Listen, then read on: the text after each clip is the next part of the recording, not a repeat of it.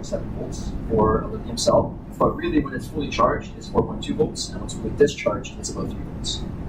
Now, if you go outside of this range, you either overcharge it or over discharge it, you risk doing damage to the cell and potentially having it blow up on you, which is very bad. Don't do that. Typically, we stop using your batteries around 3.5 volts just because we draw a lot of power from them. You want to have a good safety margin by the time that they're discharged. The graph that's over here is basically a discharge curve of how much voltage the battery will output as you discharge it. And the different lines here are basically different rates of discharge. So how quickly you're actually draining this battery. If you drain a battery really slowly, you're going to get more voltage out of it because you're being more gentle with it. But if you're trying to pull a lot of current really quickly, you're going to have a lot more voltage sag, and you're going to have a lot more voltage drop where you're not going to have the power that you expect to punch out and turn your motors really quickly. And yeah, the performance will depend as the cell is discharged. As it discharges, you get lower voltage, you get lower power.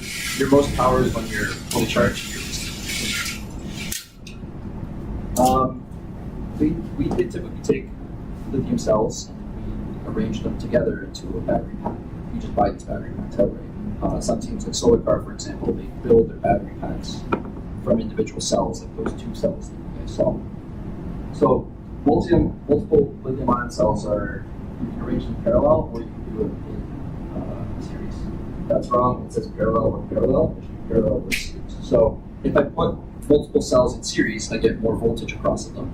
And if I put them in parallel, I get more current that I can draw from the same number of cells. And likewise, they become a larger capacity. So I basically get more LiPo. So if you increase the amount of voltage, you draw more current also.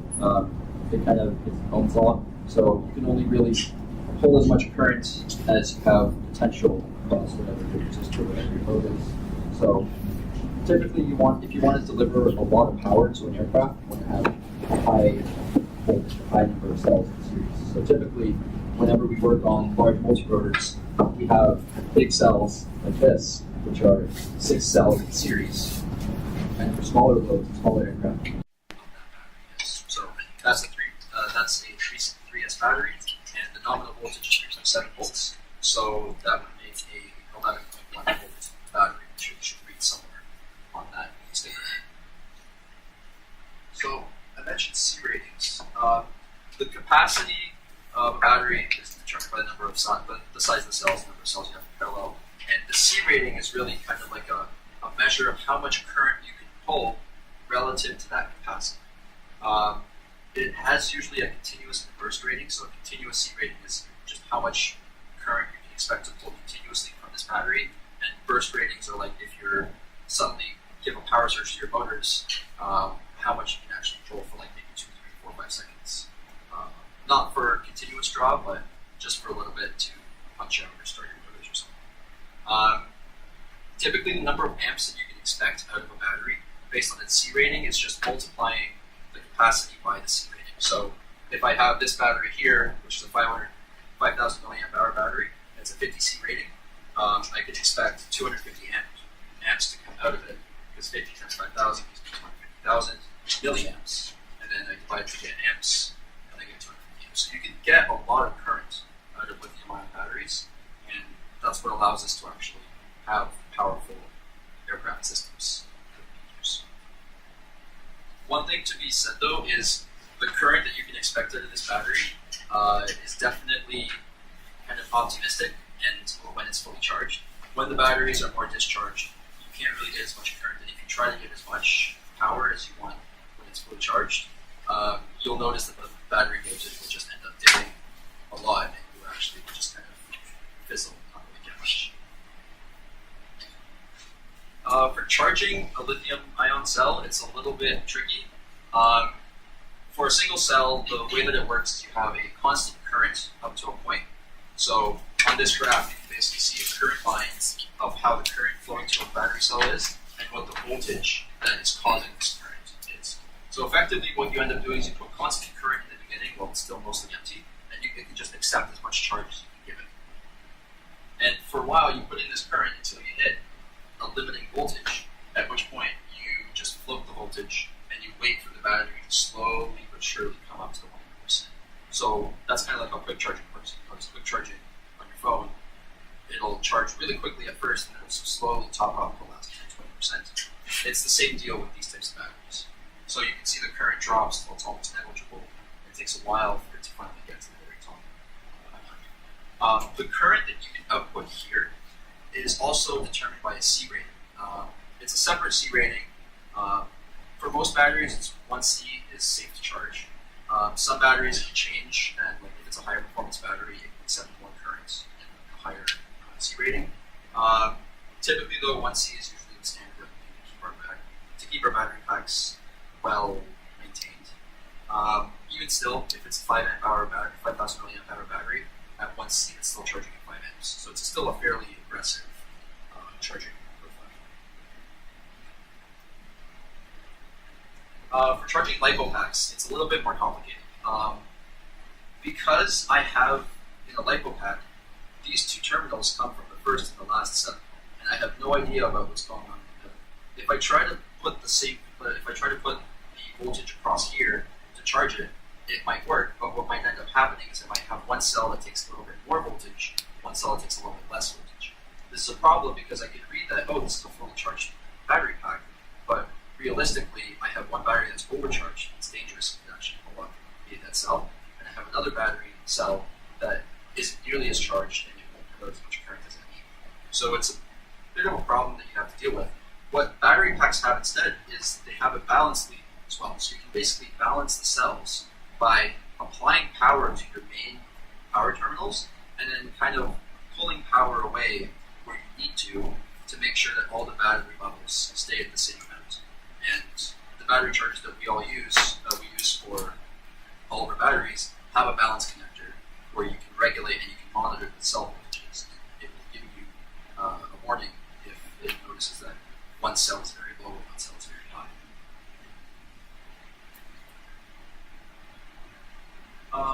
Quick note on powering electronics as well. These batteries, this is a 6-cell battery, so it runs about 22.2 volts nominal. It goes up to about 25 volts. Most electronics, well, pretty much all electronics, don't use that high power. We actually need only 5 volts or 3.3 volts for all sensors and microcontrollers. So what we use is we use a battery escape circuit, and all it really is literally just a circuit that takes in power and steps it down, and often has a little bit of filtering and power control to make sure that the signal and power that you get to your electronics is clean and filtered. I'll touch on this more at the end of my section.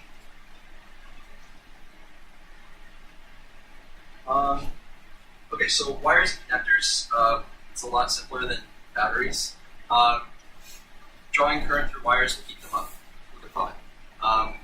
You need to make sure that you don't keep them up too much, because the worst case is you have insulation that melts, you short power and ground. And if you're shorting 24 volts from something like this that can put out 200 amps, you basically created a welder that's flying.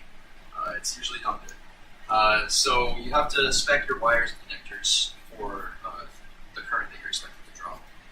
They all have recommended current ratings. Different gauge wires can pull more current. Different connectors can handle different amounts of current. This is an XT60 connector. These are very common in model aircraft. And as the name implies, the 60 and XT60 means it can handle 60 amps of current draw. So it's a fairly high power connector. This is usually used on battery connectors. So the yellow one that I passed around, an XT60 connector. This one actually has an XT90 connector on it, so it's even more powerful than the XT60. I think it goes up to XT120 as well. One thing to note though is, I said this thing can put out 200 amps, but it's still a 90 amp connector.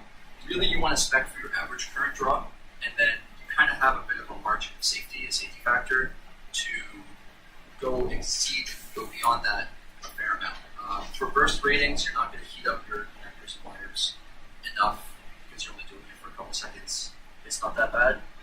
As well, you have to take into account that if your battery is exposed and you have a whole bunch of air flowing across it,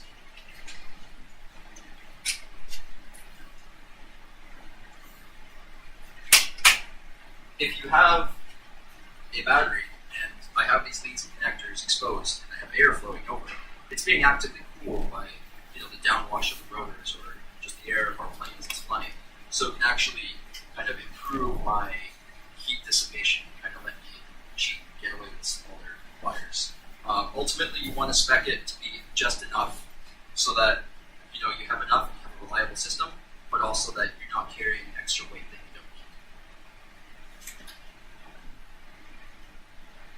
don't need. Electronic speed controllers. These are effectively the thing that converts this battery DC power into AC power for our motors. So this, I'll pass this around. I should pass it around right now. Is an electronic speed controller, ESC for short. So as I said, it converts DC current to three-phase AC power. If you guys haven't covered AC power in class, don't worry, you don't need to know it. From a very general point of view, it effectively is three basically sine waves that are offset from each other. And the good thing about the sine wave, about three-phase power, is that it effectively delivers constant power to its source. And so it gives you a very controllable and pretty efficient way of delivering power to our motors. It takes an input from the thin wires that you'll see on the ESC, depending on whatever communication protocol you want to use. It basically just says, go this fast, and then the ESC has a small microcontroller of its own, and a bunch of MOSFETs and embedded electronics that switch on and off the coils to generate something close to a sine wave, actually power these motors. Depending on how fancy your ESC is, it can be smart and do stuff like regenerative braking. You can tell it to brake, or it can play music. We did a thing where we basically programmed each ESC to play a different song when we started it up, and it was kind of funny, but also just gets my nerves like 2 times. And also they have a current and a cell rating as well. These ones, you can't be loosey-goosey with these ones. You kind of have to make sure that you don't exceed these, because otherwise bad things will happen. You'll burn out your ESC, and if that happens in the middle of flying, you're no longer flying. So these ones, for example, this one's a 30 amp ESC rating. The one that's being passed around, I think, is 80 amp, and it has a voltage rating, of course, because the electronics inside have their own voltage ratings. And that's just the overall. So usually they're expressed in S, in like how many battery, like what the battery cell count is. So if a ESC is like 2S to 6S, that means you can power it with a 2S battery onto a 6S battery. It's instead of saying what the input voltage and you can work it out, it's kind of all done for you in the jargon lingo of all this stuff. For brushless motors, they're known as BLDC motors. Sometimes you'll see them referred to as. They're 3-phase motors, and they allow constant power, as I mentioned before. They need alternating current from the ESCs. If you just stuck some power across 2 of the leads, you'll get it to hold, but you won't get it to do anything else. And really, they have no speed control of themselves. And it's up to the ESC to change the frequency and actually regulate the speed of the motors. So the ESC can either go super fast, get this spinning really quickly, or go super slow and have it be more controlled. So this is just the diagram. There's a whole bunch of lines, but the key takeaway is basically I give it sinusoidal input, but what I really care about is the power that comes out is constant. And this is what I want. I don't want choppy power as I'm turning my remote. For just a quick comparison between what a brushless DC motor is, this just has 2 wires and it switches the current based on just commutators and brushes that switch over. For a brushless DC motor, I don't have any brushes. Instead, I rely on the current changing from our wires. So this needs a lot more regulation and control than this, which I can just stick a battery across and expect it to work. Kind of looking at a brushless motor as we would use it. It has a number of key specifications that you really need to care about. The 2 being the dimensions and the KV value. So the dimensions, bigger is better, well, for more power. This motor, when it was alive, will put out a lot more power than this motor, but it'll also require a lot more current. I'll pass these around as well. That one's disassembled, so you can kind of see what the winding array is. So on hobby grade brushless DC motors, the outer part is actually what houses all the magnets, and then the inner part, the stator, contains all the coils. So it's not a good idea to grab a rotating brushless motor because the entire outside housing is spinning in wood burgers. Overall, the dimensions usually are coded with 4 numbers. So this one here is like a common race quad motor. It's a 2205 size motor. And all that really means is that the diameter of this is 22 millimeters, and the height of the windings is 5 millimeters. So it gives you a quick idea of just how much volume, how much power, like how much moving power there is in this motor. The other key factor in these motors is kV. And kV is really just, oversimplified, it's a measure of how fast the motor will rotate. Looking at it really simply, it's almost like the RPM per volt at no load. So for example, if I have a motor that is 2,300 kV and I put 2 volts across it, it's going to be ideally it would rotate at 2 times 2,300 RPM. That's a very simple explanation of it. There's a controls definition of this, which is, way too complicated and really difficult to go into.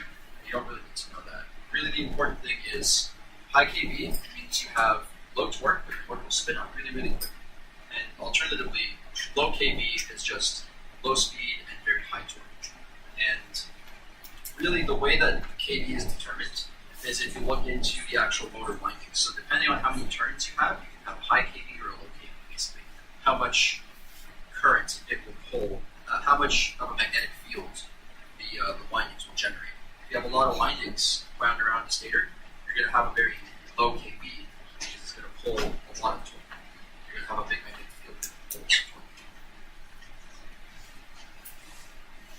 torque. And the chart that I have here as well is basically a performance chart for this motor. And pretty much every motor is going to have one of these that'll kind of give you an idea of also how much power it's going to take, depending on what sort of propeller you put on it. So this one, for example, it gives me examples of 12 volts and 16 volts with this one prop that I can Google and figure out what the dimensions are, and basically figure out, okay, if I'm pulling this much current, I'm going to generate this much thrust and use this much power. And it gives you a good idea of, like, at a glance, speccing how big of a battery you need, how much powerful of an AC that you need. Speaking of propellers, these basically generate the thrust from motors. So 3 key specs on them, technically 4 if you count the direction that it's supposed to rotate. How big the prop is, and the pitch, and the number of blades that you have. So really how big a prop is, like props can range in size a lot. This is half of a RC helicopter blade, so there's a second one that swings out just as much. Alternatively, you can have an itty bitty little tiny prop for a small plane. Really, the bigger a prop is, the more efficient it is. But of course, you're limited in how big of a prop you can go by the torque that you can put up in your motors and just physical constraints. I can't have a drone or a quadcopter or something where my arms are this long, but I put this big of a propeller on because I'm going to hit myself when I turn around the prop. The pitch of a prop is basically the angle which it hits with the air as it turns around. Eric's going to talk a lot more about this type of stuff in air when he talks about aerodynamics, but effectively, higher pitch is going to move more air per rotation of the prop. The problem that you run into is if you have too high of a pitch, then you're going to increase the amount of drag that the propeller is making as well. And a low pitch, you can spin it up really quickly, it'll be really easy to turn, but it won't be able to move as much air. It might just be spinning in place for pretty much no reason. Really, there's optimal values for all of this, and it all kind of comes along from running calculations and running software to optimize and create the best possible combination of whatever aircraft you're trying to use. Number of blades as well. If you have a really small prop, but I really want more lift and can't get away with a bigger one, I can just put more blades on it. It's a kind of a hacky way of getting more power, but you also use a lot of efficiency because you have nasty stuff happening between your propeller blades. Basically, when you're speccing propellers, the more torque you think the propeller will need to spin, you want to have a lower kV, right? If I have that big motor that I passed around, I can sort of reasonably expect it to spin something maybe this size if I'm really careful to make sure that everything works out. But it'd be dumb to put this on it and expect to make something that flies. Well, likewise, I wouldn't put this big guy on the little yellow motor because it won't have the torque to actually get up to speed. Or even if it does have the torque to get up to speed, then I won't be able to regulate it at all. It's hardly have the strength to change the speed of this quickly. One more thing that I didn't mention right here, propellers have a rotation on them. So a rotation, they can be either clockwise or counterclockwise, and on something like a multi-rotor, you need to make sure that your rotation, you have a balanced number of clockwise and counterclockwise. So usually you have them arranged in an X rotation. The reason for that is because even though this is spinning, and it's generally just generating a thrust force upwards, it's also generating a reaction torque in this motor as it's spinning. So it wants to spin this, but it's also, the entire aircraft is experiencing a torque that'll spin it the other way. So if I have a quadcopter and I have all the props spinning counterclockwise, then I'm going to get a reaction torque that's going to make it want to spin clockwise uncontrollably.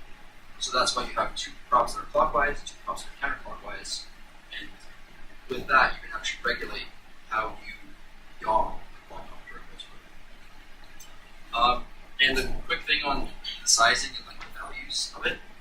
So diameter and pitch is usually coded on the actual value on the actual prop. So I'll pass these three around. The big one, for example, this is a 22 by 5.5 prop. So what that means is, or 20. So 20 by 5.5 just means it's a 20-inch diameter, and it's got a 5.5 degree upwards pitch. So it's a really simple way of just getting the specs of the gun. So that you can really look into more details of the propellers. They can be real fancy, where they have more pitch at the base and less pitch at the end. There's a whole bunch of changes, a bunch of optimizations, small tweaks that you can do to make this better, make it more efficient.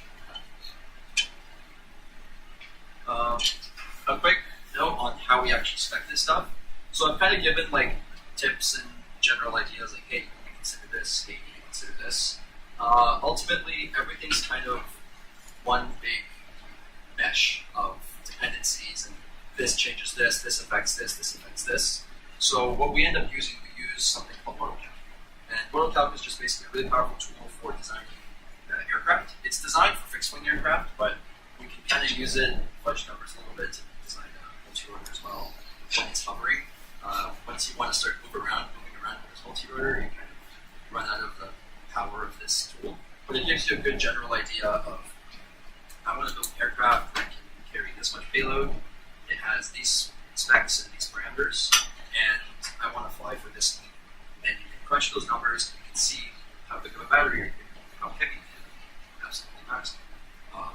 How long you can fly for. A lot of information like that. So you can basically kind of plot multiple components. What if you use this prop? What if you use this prop? What if you use this? And you can get multiple results graphed out, and you can get, aha, this is the most efficient. This is probably the best thing that we can use. And this is really useful for doing conceptual design, for using preliminary design strategies to make sure that you have something that can fly in competition.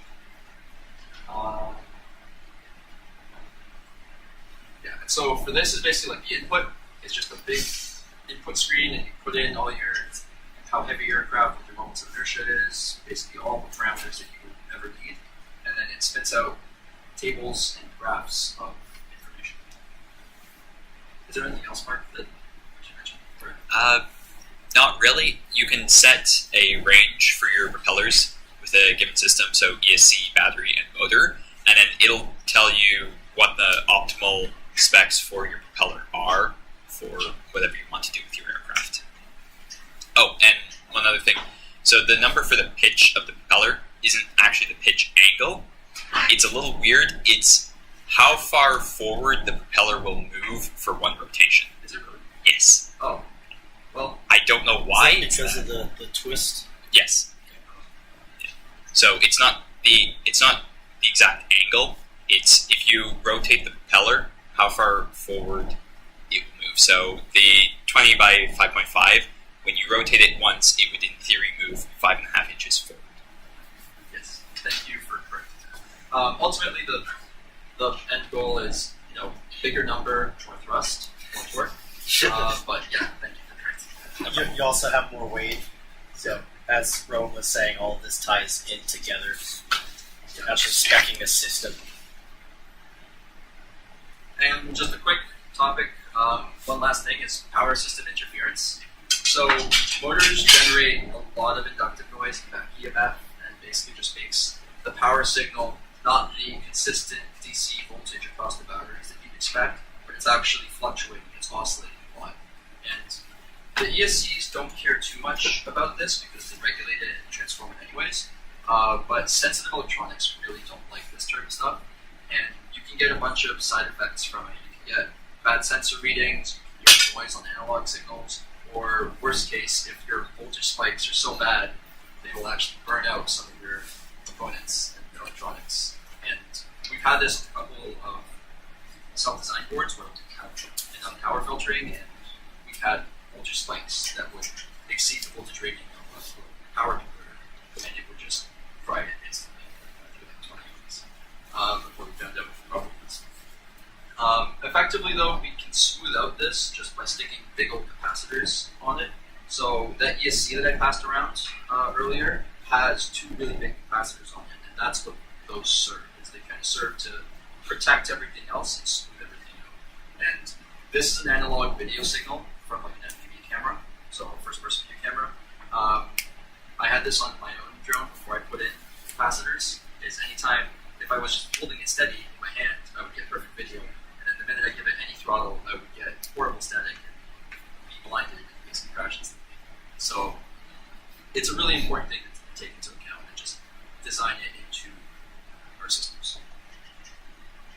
And that basically kind of goes over all of power systems. Is there any questions, stuff that I kind of mentioned and didn't really clarify for power systems that you guys kind of want to know before I hand things on there?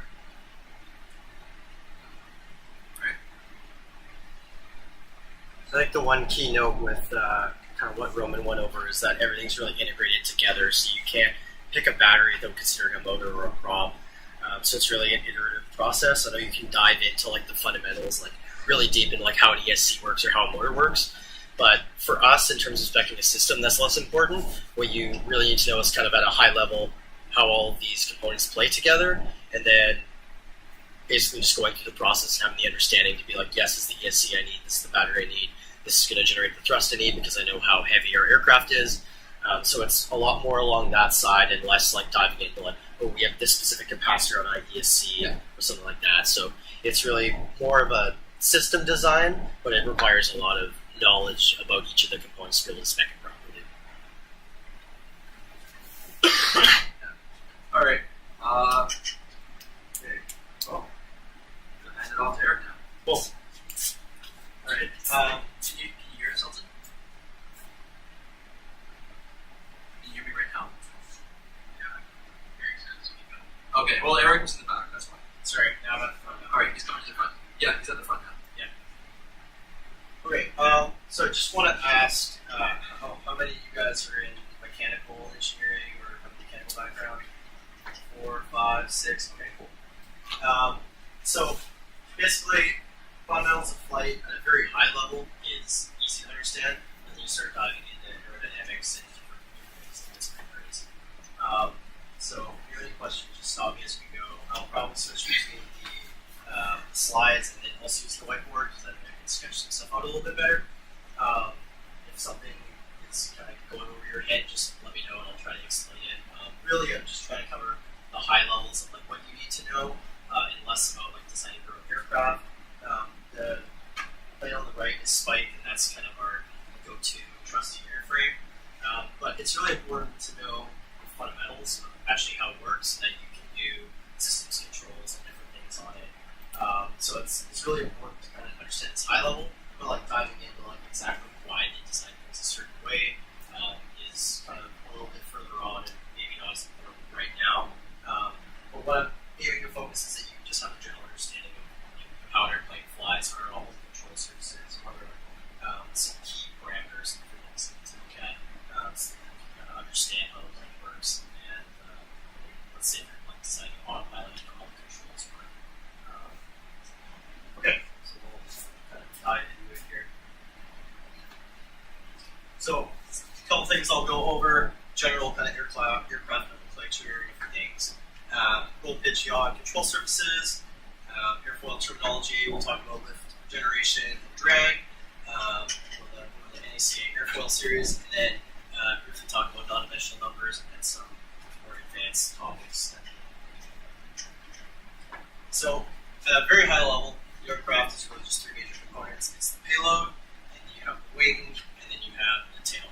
So the payload is whatever you're carrying. There could be passengers. In our case, we're carrying batteries, our power system, sensors, everything that we need to do to be able to complete competition. The wing is the major lift generation and also has control surfaces. And then the tail is a lot of stabilization and controlling the actual airplane attitude and flight. Very, very basically, it's basically lift needs to be greater than or equal to weight, and then you add thrust onto it and you can fly. So that is the highest level, and we'll dive a little bit deeper. So, just want to go over some general aircraft nomenclature. A couple of these are really important. So first off is the ailerons. These are the control surfaces located on the wings on either side. The next one is the elevators. These two are on the back on the horizontal stabilizer. And then you have the rudder on the vertical stabilizer. And what these allow you to do is to control the plane in three dimensions. So the ailerons allow you to roll the plane. The elevators pitch the plane, and then the rudders yaw. So basically, the way it's done is you raise the surface up, the air hits the surface, and then the reaction forces generate torques and moments, which cause the plane to actually move in space. Because we're obviously not in contact with the ground or anything, we need to kind of use air deflection smartly to rotate the plane or navigate the plane. A couple other control surfaces that we have are slats and flaps. You'll see these typically when you land on your aircraft. It creates that like giant noise, and you'll see like the airfoil basically get larger along the wing if you ever sat on the wing. And what this does is it changes the overall curvature of the airfoil, and that allows you to basically by changing the curvature you get different properties because you're essentially changing the airfoil shape. We'll talk a little bit more about that later. So on spike, this is our wing that we have. So we have the ailerons on the sides here, and then we have the flaps here, and then these are slats on the front. And we've used all these in the past before, ailerons being primary, and then slats and flaps used for takeoff and landing. And our pilot really likes using them because it does make takeoff and landing a lot easier.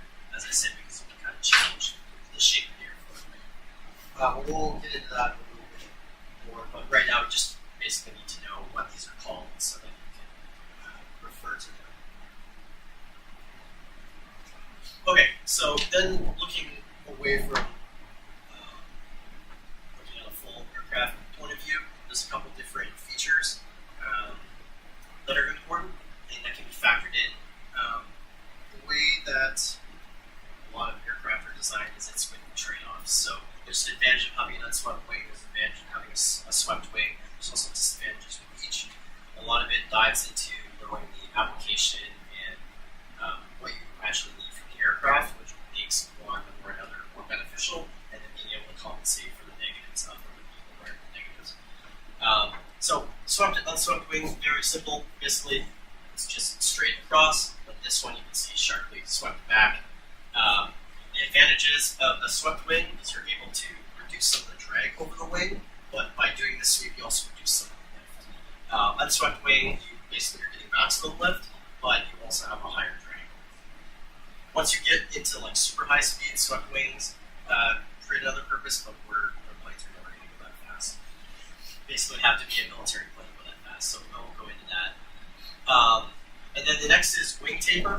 So wing taper and aspect ratio factor in. So we have the wingspan here, and then we have the size of the chord length of the airfoil, or basically the airfoil across this dimension. And by optimizing this span ratio and the chord length, you can get different properties. So having really short stubby wings makes it really maneuverable, but also quite unstable. So you either need a really skilled pilot, you have really good control systems in order to be able to control it. But if you are able to maneuver it, that would be advantageous for like a military aircraft that is going to get into air fights. As opposed to having a super long span is great for a glider. It's very high efficiency and it can stay up in the air for a really long time, but it takes a super long time to like turn around basically. So you're sacrificing maneuverability for stability in this case.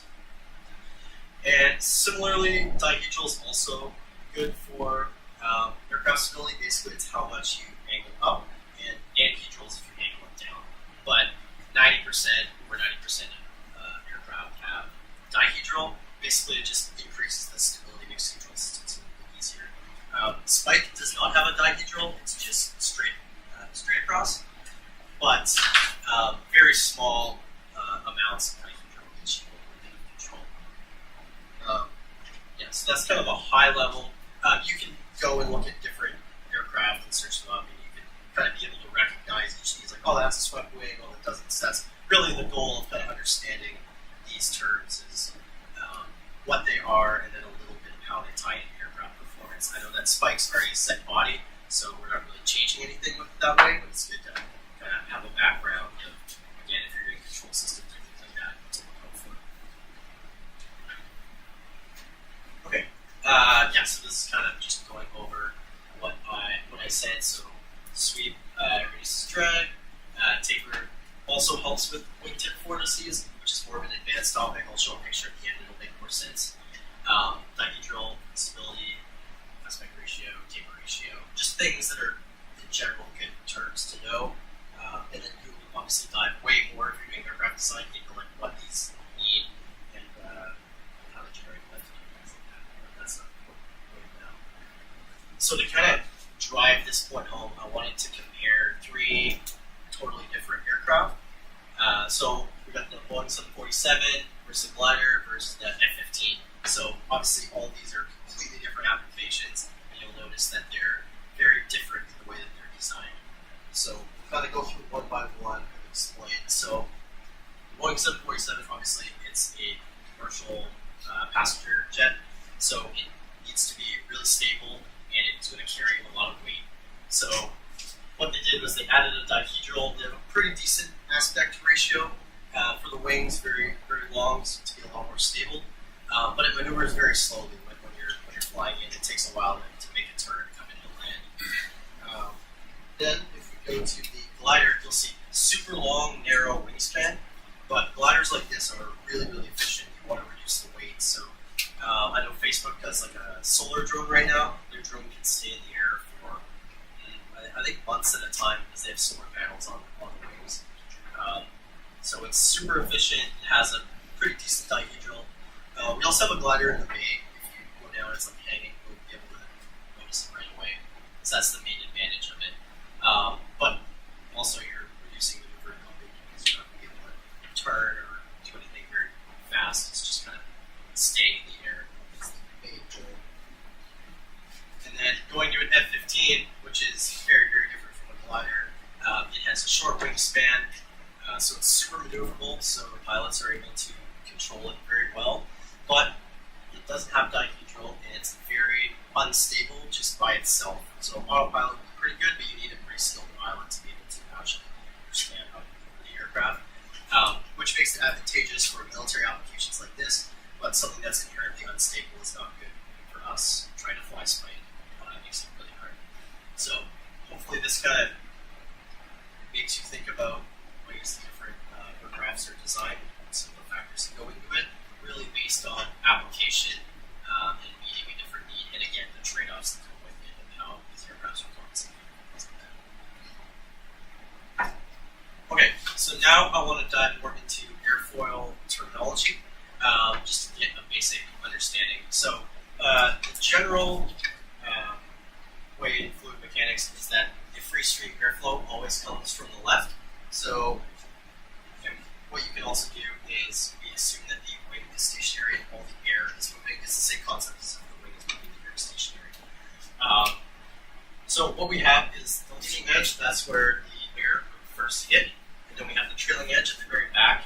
Near the back we would have our control surfaces, and if we had flaps we would have them at the front. The main thing that's important here is the chord length, which is basically draw a line from the leading edge to the trailing edge, and that is the overall length of the airfoil. So just chord straight across right to the center. And then you'll also see a camber. So for a non-symmetric airfoil, you'll see a different curvature on the top than on the bottom. And then that ties into different curvature, gives you different lift, different drag properties, and there's a whole different classification of airfoils that I'll talk about near the end. And then another big one is angle of attack. So each wing needs to have some sort of angle of attack. The idea being to generate a lot of lift with this angle of attack. Doing a general force balance of everything, I don't need to get into exactly how to do the force balance, but you'll see that basically there's a resultant force that is normal to the angle that it's at, and it has two components. It'll have a lift component and a drag component. As you change the angle of attack, it changes the lift and the drag. Similarly to changing the camber or actual shape of the airflow, it changes the lift and drag properties as well. Well, the big takeaway from this is really just understanding chord length and some of the angle of attack and different terminology. Okay, so there's two types of airfoils you can have. One is a symmetric airfoil, which means that basically if you cut this section in half, it's the same on the top and the bottom. These are typically used for the tail because you're not really trying to generate too much lift in the tail. But it still will generate lift if you actually angle it. But right now this is an angle of attack of 0 degrees, so you'll see that the form is the same. You're not generating any lift, just stabilization. Then going over to more of an airfoil for the wing, it's a lot more cambered, and this is where we look for the main lift generation. So, as I said before, basically changing the shape gives you different lift and drag properties. Okay, one key thing that we need to look at or be careful of is flow separation. So if we jacked up the angle of attack to something really high, you'll see that this nice laminar flow turns into just a swirling mess, and this is no lift. It's no good. So a lot of work is done, particularly with the airfoils, to classify like what angle of attack it's okay to fly at, and what region it basically turns into this mess. Because once you reach this, you can't fly. The plane's pretty much falling out of the sky.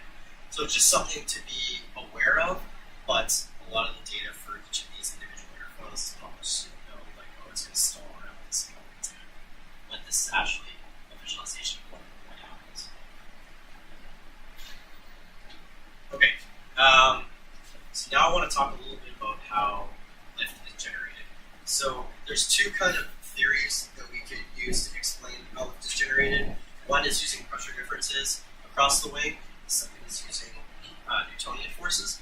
Both of them are exactly the same principle. They tie together.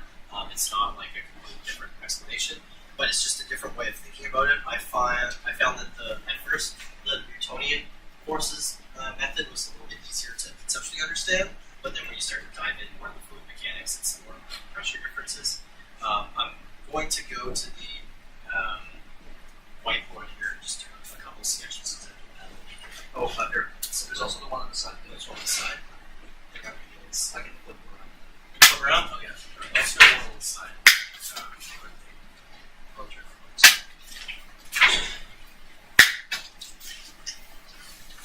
Cool. Okay.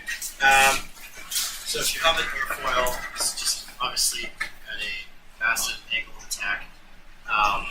Here, with the fluid flow coming in, what's going to happen is all of these fluid particles are going to come and hit the wing at this point. So imagine millions and millions of air particles hitting the bottom of the wing, just strictly from Newton's laws. You're going to understand that that's going to create a force like this. So that overall reaction force will we'll have a lift component, and then we'll have a drag component as well based on the angle that it's at. So that's the very simple Newtonian explanation. Basically, fluid particles hitting the bottom of a wing, that's going to generate a force up, and that's how you create lift. Now, the second explanation is a bit more from fluid mechanics. So we have flow coming in, and the flow will look something like this over the airflow. And basically, you need to consider Bernoulli's principle, which in theory is quite simple.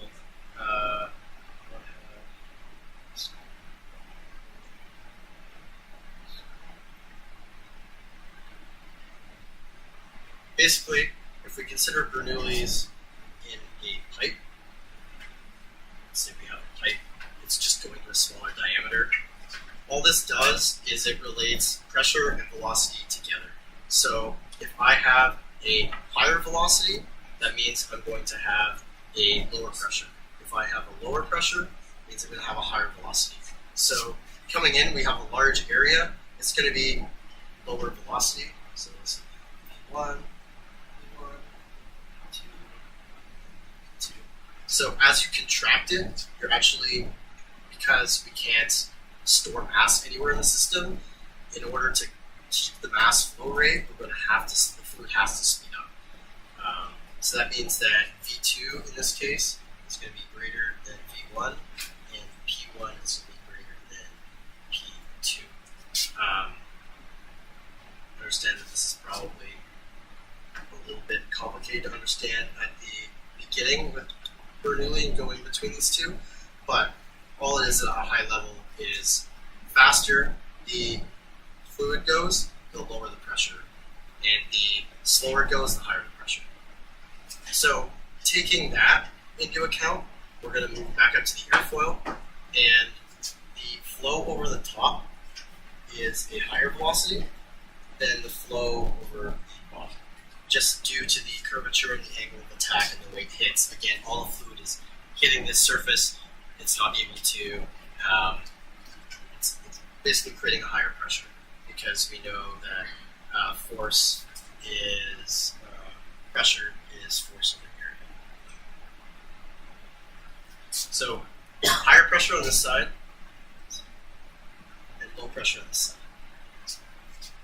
And the pressure difference creates the forces, and that causes the lift. So high pressure on the bottom, low pressure on the top, is going to generate the same lift that we had before. This is a lot more abstract and fluids of a definition. So I think first just understanding really like the basic Newtonian definition makes a lot more sense. And then once you kind of dive into the fluid mechanics side, you can understand how the pressures change. But really they're the exact same explanation. Because of the fluid particles, you're creating higher pressure, which results in the velocities. So that's kind of the basic understanding. Now I do want to mention that there's one kind of misconception with how airfoils work, and basically that is that a particle needs to meet up with its sister particle at the leading edge and at the trailing edge, and that is wrong.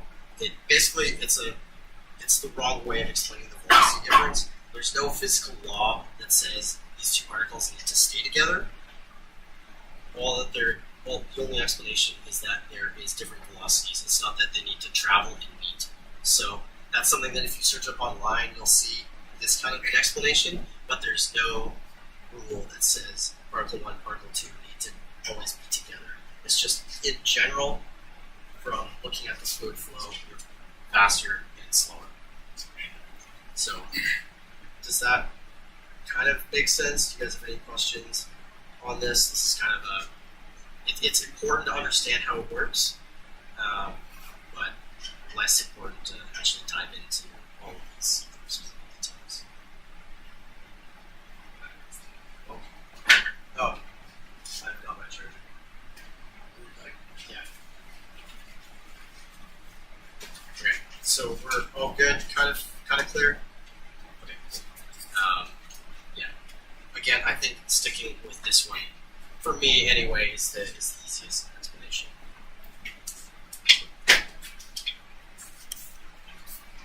I'll go back to these slides. So basically, all that's on this is showing low speed, high pressure, high speed, low pressure. This is the Bernoulli equation. Sorry. Oh, laptop. yeah. Thank you. Sorry, guys. Yeah, so it's an explanation of what I showed here. You can read a lot more. It really makes sense in a pipe flow, but then the airfoil is translating the properties. Obviously, Bernoulli's gets down to being in a very specific case, but it's kind of a general principle that's good in mechanics.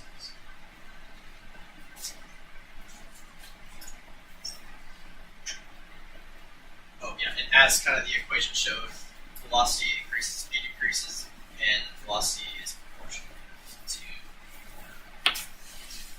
pressure.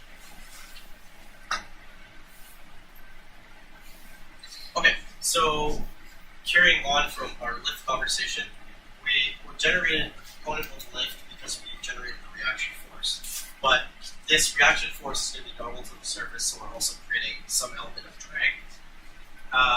And this ties into kind of the two sources of drag. So this source right here that we're seeing is due to pressure differences or due to force balance, or to use Newtonian explanation. The other set of drag that we didn't consider was friction drag. So all of the friction from the airfoil surface. There isn't a really easy way to reduce skid friction drag other than if you had a super rough surface like concrete, you can make it really smooth. But the only other way to do that is really changing the area.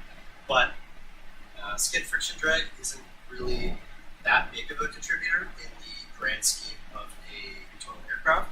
It's really these pressure drag losses that are building up that are causing the total drag on the system. So the best way to basically reduce drag is to optimize this kind of angle of attack in the airfoil that you choose to maximize lift, minimize drag.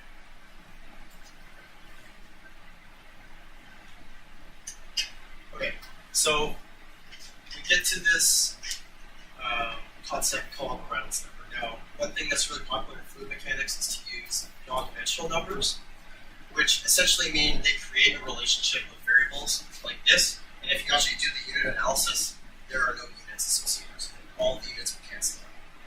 And so just to quickly talk about why these are useful, let's have this spike airflow. And it has a specific shape, it has a specific length, specific camber, all of that. It's good at a specific angle of attack. I can actually compare this airfoil directly to the airfoil used in a Boeing 747 just by using non-dimensional numbers. So I can look at Reynolds number, I can look at coefficient of lift, coefficient of drag, and tie them all together. What's really powerful with this is two reasons. So first is being able to compare different airfoils, because you're going to have a couple different airfoils that maybe you're considering in a design. You'll want to know, oh, well, how does this change my angle of attack if I use this airfoil? How does it change the lift? How does it change the drag? This is a straight up way that you're able to compare them. The second way is you're able to actually run wind tunnel tests and experiments with them. So you can imagine that the density of air, the temperature of the air, and the flight parameters that you're going to use for an airplane at 10,000 feet is a lot different than what you have on a wind tunnel, which is at sea level atmospheric pressure. But by being able to manipulate some of these variables, you can actually run a representative test in a wind tunnel lab that represents what you would see actually at cruise conditions at 10,000 feet, just by scaling certain things. So it's really hard for us to change the density of air in a wind tunnel, but we can jack up the velocity, we can change the size of our model that we're testing in the wind tunnel. So this gives us a relation to be able to maintain like a certain Reynolds number and be able to know our tests that we're doing on in a wind tunnel is actually accurate. So the reason I want to bring up Reynolds number is basically these airfoils correlate to different Reynolds numbers that they're efficient in. So Reynolds Reynolds numbers are very high, but then again, they're non-dimensional numbers, so it's really just a relationship. So for our UAVs and for Spike, we're looking at a Reynolds number of about 100,000. So when we're designing and picking an airfoil, we would want to pick something that falls within this range. But if we're looking at a Boeing 747, it's about 1 million for Reynolds numbers, so you want to look at an airfoil that is good in that region. And each of these different airfoils will have different curves for the different Reynolds numbers, which is basically just how fast it's moving, or how fast the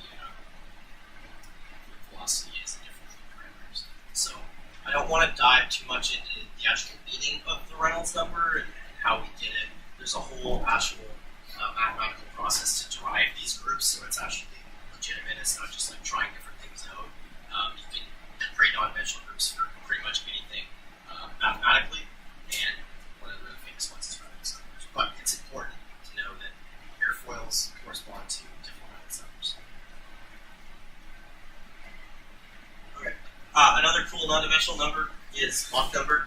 This doesn't really apply to us as much because we're down in the Mach less than 0.3 region, but different military aircrafts and special aircrafts and Boeing 747 would fall kind of more in these higher Mach numbers.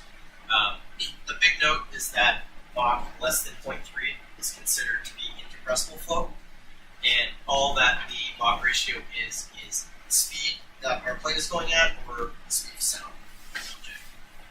When you get up into these cool Mach numbers, you get these cool names like hypersonic and whatnot. But for us, everything's less than 0.3, so all of our flows are compressible, which is really nice. But this is just kind of another cool use of non-dimensional numbers, and fluid mechanics uses a ton of them. Just pages of non-dimensional numbers. Okay, so I'm talking about these NACA airfoils. Basically, what NACA was they were the predecessor to NASA. NASA became, or I guess took over NACA. I forget exactly what it stands for, but basically these guys were in like the 40s, 50s, and 60s, just running different wind tunnel tests on airfoils. So you can look up what a certain airfoil is in their series just by digits, so like NACA 2412 or something like that, and each one of the digits corresponds to different numbers. And basically they were going through systematically changing small factors of the airfoil, like changing the chord, changing the camber, how curved it was, and running all these tests at different speeds to come up with charts like this, which we use for design. So a lot of these are all non-dimensional numbers, and basically they give you different performance parameters where you're able to characterize a different airfoil, and really the benefit of it is to be able to compare one airfoil to another ultimately for selection. The one I'd like to focus on with these charts is lift, coefficient of lift versus the angle of attack. And as we talked about flow separation earlier, you'll see that as we increase the angle of attack, lift increases until we reach a stall point where the flow separates, and then it drops off. So this is kind of our high-level explanation, and then now we're seeing it in tests and actually being able to compare when certain airfoils are installed. So this one stalls right around 10 degrees at this given Reynolds number. So then you're able to, let's say, compare it to another one, and maybe it stalls at 12, and decide that one's better to run at because you want to use an airfoil for whatever reason that is at 10 degrees. Again, I don't really want to dive too deep into all of what these mean, but basically it just gives you a really easy way to compare airfoils from all this published data that people spent hours and hours and hours in the 50s making for us, so we can look them up like this screenshot to be in 10 seconds. So super beneficial to use for design, but for Spike we have a fixed airfoil and we're not really changing the shape of it, but it's good to know because you can look up the airfoil that it has and see what it stalls and different parameters. One good note for flight testing is you'll want to take off into the wind and you'll want to land downwind. Now this sounds a little weird, but the reason is relative velocity and airspeed. basically, the speed of the aircraft, or the air over the wing, is going to be equal to the speed that's moving relative to the ground, so relative to this bulk in the air, but also the wind speed. So if we're taking off into the wind and we're stationary, we have a wind blowing across the wing, our airspeed, it's already generating some element of lift. So then once we actually throttle up, we'll have a lot higher airspeed. When you're going to land, you want to lower airspeed so that you can kind of slow down and create a lot of drag, so that the airspeed will actually counteract some of the ground speed that you have. Honestly, you're not going to have air blowing the other way across your wing, but it just reduces it. And that's something that's good to know for flight tests. And it took me a while to actually understand from when our pilot Steve was flying. He'd always land the one way, and then I'd have to go out and like rotate the plane the other way and take off the other direction. And I was like, why is he doing that? It's a little weird. And then I figured out there's just kind of explanation. So some practical applications for road doing flight tests might be something to know. Okay. Some advanced topics that you can get into. Wingtip vortices, as I mentioned earlier. I won't go into too much detail into it. This looks scary. I'll get to that in a second. Don't be scary. Basically, we have pressure differences, and the pressure likes to equalize. So pressure goes from the bottom of the wing to the top of the wing, and that's kind of how we create these vortices. And there's a couple different ways that you can reduce them, but that's more of an advanced topic I don't really need to go into here. But this is kind of a cool picture to show the whole conception that's happening with a commercial aircraft. The next thing is these Navier-Stokes equations. Now, these two guys who are really smart kind of came up with these general rules of fluid mechanics, and basically ties in conservation of mass and momentum together.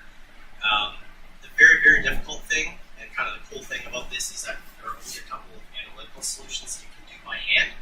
But what these are used for is CFD, so computational fluid dynamics. If you're going to run any simulations, they're basically solving these equations analytically, just brute force solving them. There's no like nice equation at the end that we can use and just plug any numbers into. But if you're going to go into more advanced fluids and doing any fluid modeling, it's really important to understand kind of what's going on in that CFD black box, because anyone can generate a model and then run it and get a pretty picture that has blue, red, and yellow colors on it, but not know what it means or not actually know what's going on behind it. But this is kind of the foundation for CFD if you want to go into that running fluid flow analysis or a wing or any body. And this is covered in fluids too for mechanicals, and it's actually really cool because if you want to take the CFD course, it kind of makes a lot of sense. And again, being able to understand what's going on in this kind of black box. But this is kind of next level, so you don't really need to worry about it too much. But it's something that's interesting. Then that is everything I have. We have system. That's a carryover. Okay, so that is everything that I have for at a high level, trying to explain how the airplane flies. Is there any overall questions, or just like try to answer any questions about general aerodynamics or flight control or anything else aerodynamics? Yes. Hey Eric, that CL versus CD graph that you had before kind of wraps around on itself. Why does it do that?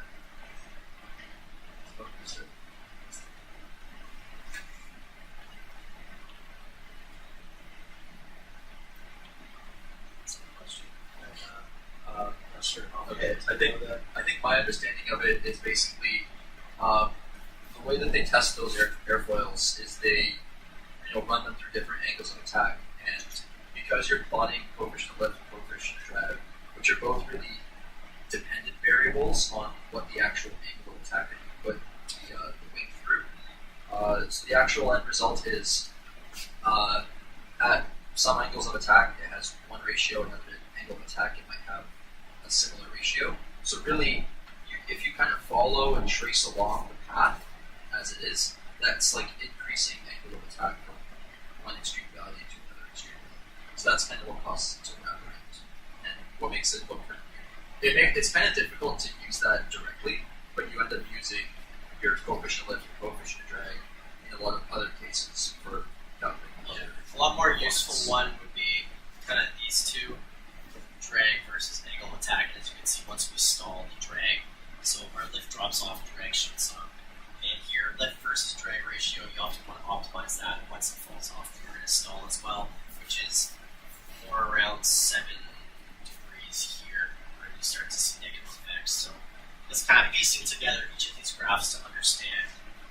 how an airfoil would be good and kind of what its good operational range is. That's a good point. Just the angle of attack on that. Makes sense. Okay, cool. Yeah, so that's anything I had, unless you guys have other questions. Yeah. How does all this translate to quadcopters? Yeah, so a lot of this does translate to quadcopters because if you take a section, let's say through this propeller, it's really just an airfoil. And quadcopters use slightly different airfoils. They have some element of twist to it, but it's really the same way that lift is generated, but instead of flow coming in and across, it's just swinging. It swings around. So a lot of the lift and drag is generated the same way, same properties. Now, the major difference overall between a fixed-wing aircraft like Spike and a quadcopter is fixed wings are really efficient and they're really good for long-range flying, whereas quadcopters are really maneuverable and they're really good for being able to hover, being able to quickly drop altitude and different things, so which makes them better for certain competition objectives. Like we've had to drop things before, we've had to go in and pick up things off the ground, which honestly a fixed wing has a really hard time doing. But a lot of the fundamentals do come from, if you look at the propeller itself, lift is generally the same way for drag. It's just you'll want to use higher angles of attack because the drag is increased, but quadcopters are already inherently inefficient, so you're not really trying to squeeze everything out of it like you are in fixed wing aircraft. Well, obviously you don't have the same control surfaces as you do now. Yeah, exactly. So all of these control surfaces that I showed at the beginning here, you don't really have them on a quadcopter. So what you do is you actually vary the speeds that they go at. So if you wanted it to turn a certain way, you could slow down the props swinging in the, let's say, the clockwise direction. And once they're swinging counterclockwise, as what was saying, it's going to create a torque where you're going to rotate. And then basically increasing or decreasing the speed on the front and the back can get you more forward or backward, and then just increasing the speed of them all in general, up and down. So it's completely different than using control surfaces, you're right? So it's all done through basically motor speeds, and it's really heavily control system based. How do you control the control surfaces on the Spike? Just Yeah. control. So we have, flip this up here, we basically just have servos on them. So, All flats, all that. yeah, everything's controlled through a servo, so we can just actuate it and then it will deflect either way. It really is just a servo to a pin, and we're just deflecting the surface. So we can take it through this ground, and that's how we control all of the flaps and slides the same way, except we actually tie them together so that they can move. Do you trim? I'm sorry? Do you trim the length? Yes. Slide. Yeah. So we do need to trim everything, and then we need to basically optimize our control system for how much the flaps and slides. Eric, what is this trimming? What's this trimming mean? It's basically just fine adjustment to make sure that the 0 point that you have is actually the neutral point in your aircraft, because my radio signal at 0 might end up with the arms at a wrong position. So I want to either adjust these linkages so that the position that the servo's at is neutral, or I want to adjust my radio and adjust it so that it sends the signal that causes this to be at neutral. So it's really kind of either do fine adjustment on your input or you do fine adjustment on your output, your controller or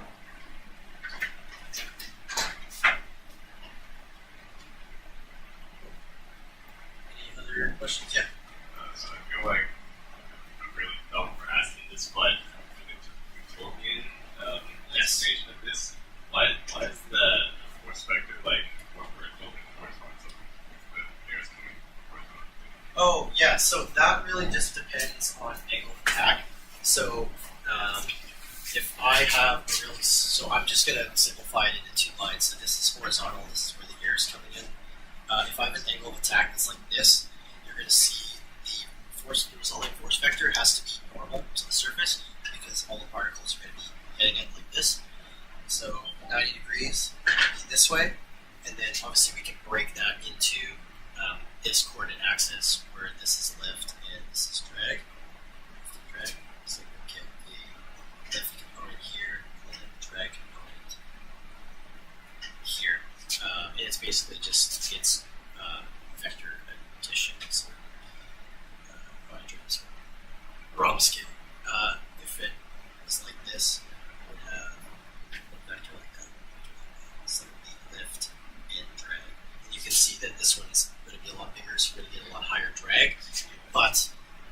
find more of a lower angle like this, where it's normal.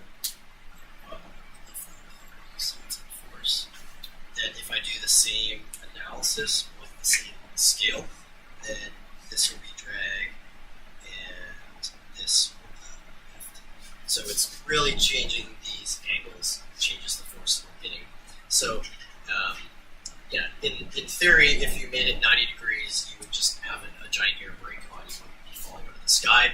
And if you were at 0 and you had a symmetric airfoil that was the same on the top and on the bottom, you'd be generating 0 lift because it's identical. It's the magnetic attack. I'll support this pressure explanation. Yes. When you think of pressure like density of air particles, what would that be? So you would want to think of pressure as a force over an area.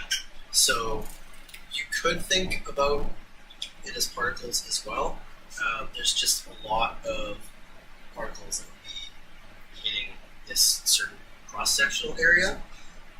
And then because we're changing area here, the velocity is going to have to increase. And a smaller area is going to create a lower force. So you could think about it that way. I think that's alright. But yeah, it's just pressure, force over area. High level. Sorry, I switched on you on die 4. Yeah, no worries. Oh,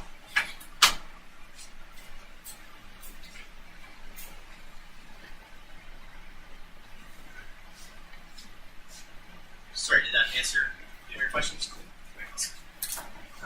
If there's any other questions? Take those.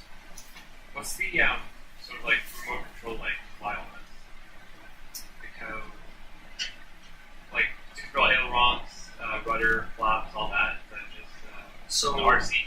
there's really two ways of doing it.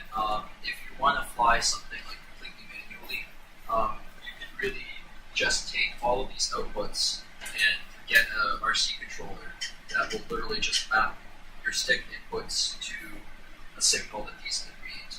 And I give it this much stick, it moves this servo this much, it tells the ESC to turn it over this fast. That's really the manual way to do it. That's how like all the RC flyers do it. For autonomous airplanes, we need autopilot on board the plane. So we basically have an extra layer in between our inputs and what the plane does. So the autopilot will actually take into account the speed of the aircraft,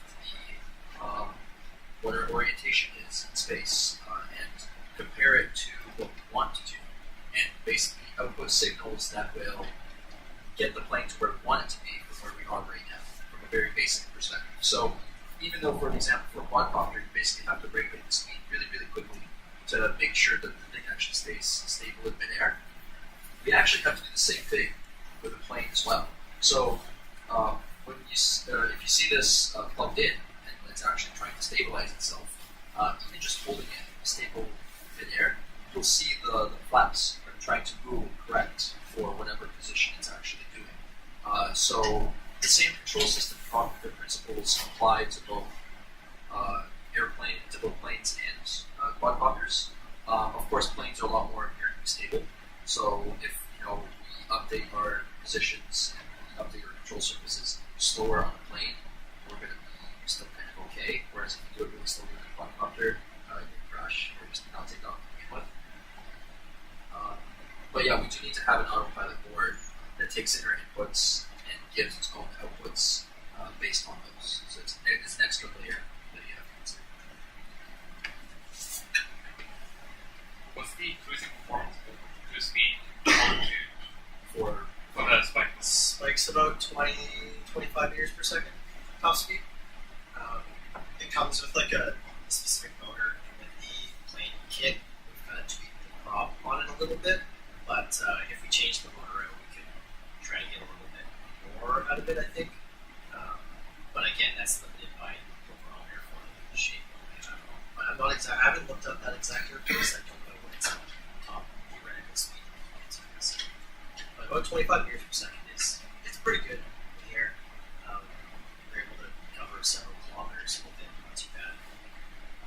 big issue is if you have a giant prop and a giant motor, then you're going to start draining the battery really quick. And if you want to fly longer, you need more batteries. Now your plane weighs more. So again, this system is all very intertwined in itself. That's kind of the one disadvantage of having like a battery system like this is like an engine, whereas as you consume the fuel, your plane's going to get lighter and lighter, it's going to be more efficient. As we use the battery, it's just going to stay the same weight, so it's taking a mass hit for that. So it's trading off how many batteries do we need, how long is the flight. In competition, we would land and switch on batteries and then go out again versus carrying double the amount of batteries and keeping it slower and less efficient. So a bunch of different things that kind of work in together. One thing I could add as well to that is Eric mentioned everything being interconnected. In PhotoCalc, the little program snippet screenshot that I showed, you actually do input parameters, aerodynamic parameters from your plane. If you're trying to calculate from a plane, like your coefficient of drag overall of the entire aircraft, your coefficient of lift of the entire aircraft at various angles of attack, at various positions. And PhotoCalc will actually take that into account. So it's so important to even factor in your power systems and your aerodynamics because you're moving a plane through air, and depending on how your plane is designed or how your aircraft is designed, it's going to require more force, less force, more efficiency, more power. Like everything. It's like the main thing that we're trying to stress is everything is interconnected, right? Like it's you have to be kind of familiar with everything to really know what the change that you're going to make in one place is going to affect everything else. It's really hard to kind of modularize something and make it so that it works with everything. Everything has to be very interconnected and very independent all through. But that's part of the like the appeal and the challenge of everything is you're not just looking at this little thing, you're always looking at the big picture. And that's kind of always good to step back and look and say, wow, this is the entire system affecting just this one change. A lot of systems being tied together is difficult, and especially like you don't really get taught anything related to a lot of these systems. Unfortunately, like in system design, like in time and specific parts like three-phase DC power, like that is going like on a spectrum motor or anything like that. So it's super useful. I mean, these are just a lot of things that Mark and I have just like picked up by like researching and learning. Like, I mean, I'm in 4B right now, and I'm taking like an aerodynamics course finally. But like the majority of what we've been taught in the first like 4 weeks is just like a review for me, just because of things that I've looked up being on the team. Just kind of general understanding and interest. So that's one of the cool things about the team is you really get to teach yourself these different aspects. Like, I'm not a big electrical guy, but I can kind of understand how to spec an electrical system and use different terminology. So, airplane is a lot more challenging than, say, a car because you can crash. If you crash your car, you can only replace a couple components, hopefully. But if you crash the plane, it's pretty drastic. So, having a reliable airframe to be able to tune a control system on is really important. Likewise, if you're changing an airframe, having a reliable control system is important as well. Having an airframe that can take a hit or two and still keep flying.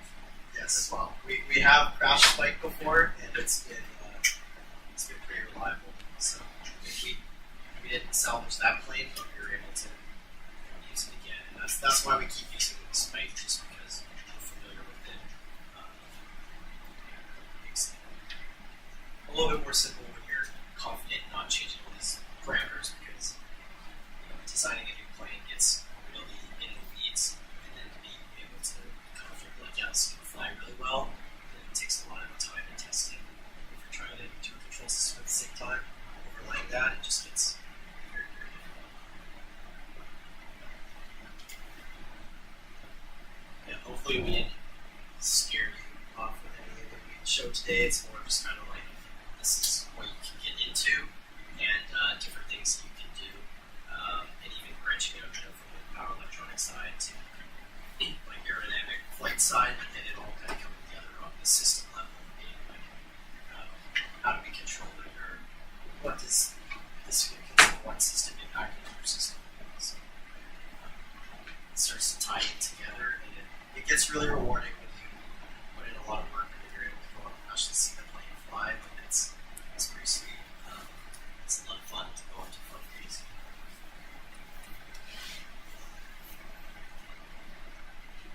Any other questions or whatnot? We can head down to the bay and stick around for a little bit. I think at least I can.